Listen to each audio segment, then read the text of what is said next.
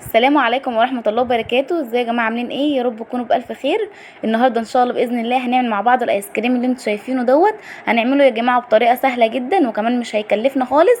هو كيس فراولة من الفريزر وكيس كريم شانتيه، وتعالوا نعمل الحاجة الجميلة اللي انتوا شايفينها ديت. طبعا كلنا هنموت بقى من الحر. سيبنا بقى ان احنا كل شوية نضرب عصير فراولة في الخلاط، لا تعالوا بقى نعمل بيه ايس كريم اللي انتوا شايفينه الجميل دوت بطريقة سهلة خالص يا جماعة، زي ما انتوا هتشوفوا معايا في الفيديو. شايفين جميل ازاي؟ ممكن تحطوه في كوبايات الايس كريم، ممكن كمان في بوله او كاسات زي ما انا عملت كده، وتاكلوه بالمعلقه برضه هيبقى في منتهى الجمال.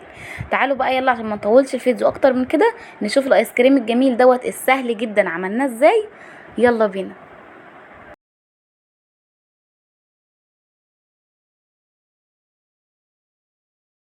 اول حاجه هنسمي الله ونصلي على رسول الله عليه افضل الصلاه والسلام. هيكون عندي هنا كميه فراوله، يعني هنقول مثلا قد كيلو. دوت كان كيس عندي في الفريزر، طبعا لازم تكون في الفريزر. وعندي كمان كوبايه الا ربع من اللبن، وعندي سكر بودره، وعندي لو كريم شانتيه عندي خام في التلاجة ما عندكيش اكياس ديت، يبقى هنحط نص كوبايه. لا لو عندك اكياس ديت يبقى هنكتفي بيها عادي. وكمان السكر البودرة قد ايه هتحلي على حسب ما انت عايزه. انا عندي هنا حوالي كوبايه صغيره، انت بقى عايزه تحطي كوبايه عايزه تحبي احطي اقل من كوبايه براحتك خالص، التحليه ديت بتاعتك انت. بصوا بقى، اول حاجه هنجيب الفراوله بالشكل اللي انتوا شايفينه دوت، وهنبدا بقى ان احنا نضربها. طبعا الفراوله مجمده ما فكتش يا جماعه. حطيت الفراوله في الكبه معايا، ودلوقتي بقى اشغل عليها وهضربها كويس جدا لغايه لما تبقى ناعمه معايا.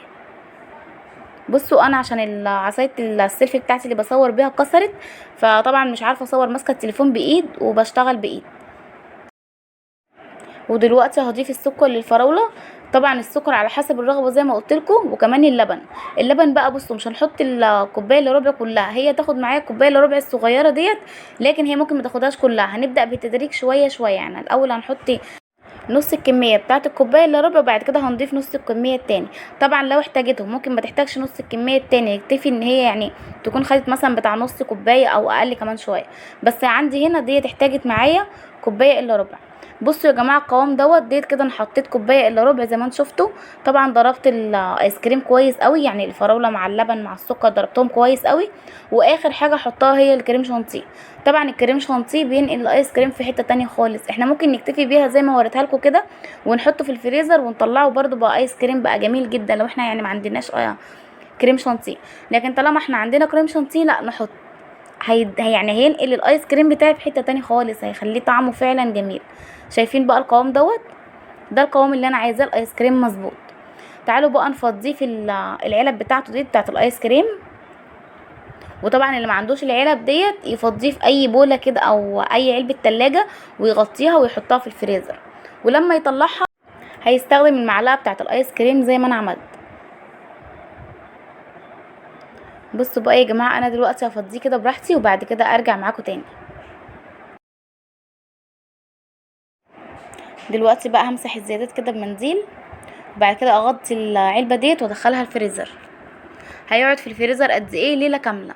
يعني لازم ياخد في الفريزر مش اقل من 6 ساعات.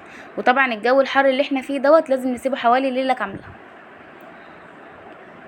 بصوا بقى هنغطيه بالشكل دوت وادخلها الفريزر. وكمان بقيه الكميه اللي فاضت عندي هحطها كده في اي بوله، وبرده اغطيها بكيس او اي استريتش ورق استريتش، وبرده ادخلها الفريزر.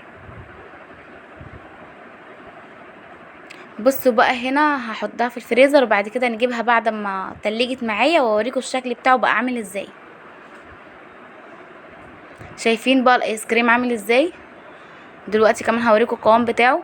طبعا جميل جدا، يعني مجمد وفي نفس الوقت طري، مش ناشف يعني، مش مخشب كده. شايفين في المعلقه القوام بتاعه عامل ازاي؟ ما شاء الله.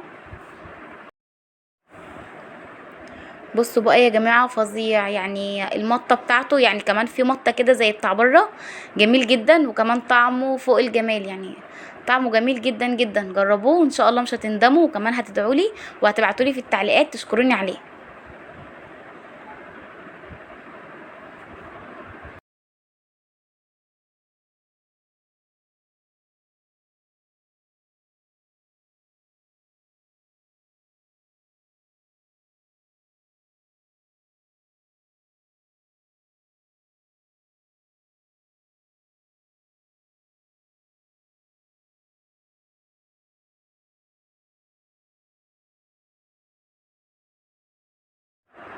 بصوا بقى اعمل ازاي. تعالوا بقى دلوقتي كمان ندوق مع بعض. شايفين بقى اعمل ازاي يا جماعه؟ حاجه كده ان هو يعني ماسك نفسه ومجمد وفي نفس الوقت طري جدا، يعني ما نحسش ان هو ميه كده او ناشف زي التلج، لا مش تلج خالص. شايفين عامل ازاي؟ شايفين هو مجمد اصلا ازاي وماسك نفسه في